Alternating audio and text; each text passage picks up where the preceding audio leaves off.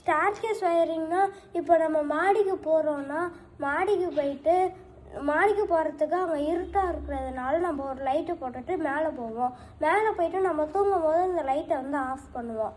அதுக்கு நம்ம மேலே வந்து ஒரு சுவிட்ச் வச்சுருக்கணும். இல்லைன்னா நம்ம மறுபடியும் கீழே வந்து அந்த லைட்டை ஆஃப் பண்ணிவிட்டு மேலே போனால் இருட்டாக இருக்கும். அதனால நம்ம வந்து மேலே ஒரு சுவிட்சு கீழே ஒரு சுவிட்சுன்னு வச்சுருக்கணும். 2 சுவிட்சு வச்சு ஒரு லோடை வந்து கண்ட்ரோல் பண்ணுறது தான் ஸ்டேர்கேஸ் ஒயரிங்கு.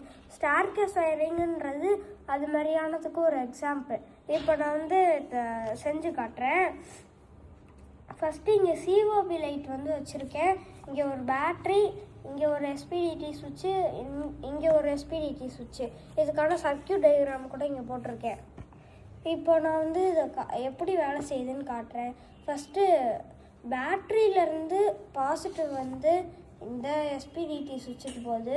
பேட்ரியிலேருந்து நெகட்டிவ் வந்து சிஓபி லைட்டுக்கு போகுது. அதுலேருந்து ஒரு கலர் எல்லோ கலர் ஒயர் வந்து நான் எடுத்திருக்கேன். அந்த ஒயர் வந்து எஸ்பிடிடியோட செகண்ட் பின்னில் வந்துட்டு போயிருக்கு. அடுத்தது ஒரு ஒயிட் கலர் ஒயர் வந்து எடுத்திருக்கேன். இந்த ஒயர் வந்து இந்த எஸ்பிடிடி சுவிட்சையும் பக்கத்தில் இன்னொரு செகண்ட் எஸ்பிடிடி சுவிட்சையும் கனெக்ட் பண்ணுது. அது மாதிரி ஒரு க்ரீன் கலர் ஒயர் எடுத்திருக்கேன். இந்த க்ரீன் ஒயர் வந்து இங்கே உள்ள எஸ்பிடிடி சுவிட்சையும் இன்னொரு செகண்ட் எஸ்பிடிடி சுவிட்சையுமே வந்து கனெக்ட் பண்ணுது. இப்போ நான் வந்து இதை வேலை செய்ய வச்சு காட்டுறேன். ஃபஸ்ட்டு நான் இதை ஆப்ரேட் பண்ணுறேன்.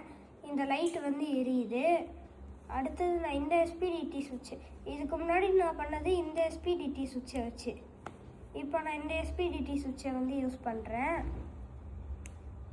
இதுலேயே நம்மளால லைட் ஆஃப் பண்ண முடியுது. வேணும்னா இதுலேயே ஆன் பண்ணி இதுலேயே கூட ஆஃப் பண்ணலாம். அப்படி இல்லைன்னா 2வது வாட்டி இதில் ஆன் பண்ண முடியாது. இதில் ஆன் பண்ணி இதில் ஆஃப் பண்ணலாம். மாற்றி மாற்றி நம்ம ஆஃப் பண்ணிக்கலாம்.